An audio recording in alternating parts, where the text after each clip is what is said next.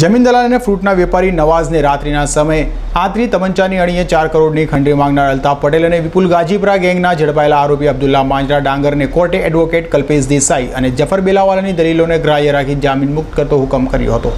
Rander road Adajan પાટિયા ખાતે રહેતા જમીન દલાલ અને ફ્રૂટના વેપારી નવાઝ પોઠિયાવાલાને ગત 16 જૂનના રોજ કારમાં જતા આતરી તેને રિવોલ્વરની અણીએ અડાજણની ગંગાસાગર સોસાયટીમાં લઈ જઈ ત્યાં ખુલ્લા પ્લોટમાં બેસાડી માર મારી 4 કરોડની ખંડરી માંગવામાં આવી હતી।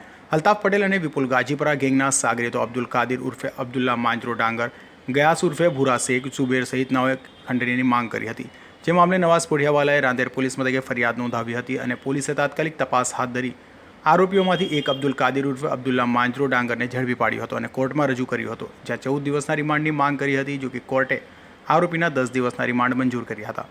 તો સોમવારે રિમાન્ડ પૂર્ણ થતાં કોર્ટના આરોપીને પોલીસે કોર્ટમાં રજૂ કર્યો હતો, જ્યાં એડવોકેટ કલ્પેશ દેસાઈ અને જફર બેલાવાલાની દલીલોને ગ્રાહ્ય રાખી કોર્ટે આરોપી અબ્દુલ કાદિર ઉર્ફે અબ્દુલ્લા માંજરો ડાંગરને જામીન મુક્ત કરતો હુકમ કર્યો હતો। Azhar Qureshi, G24 news.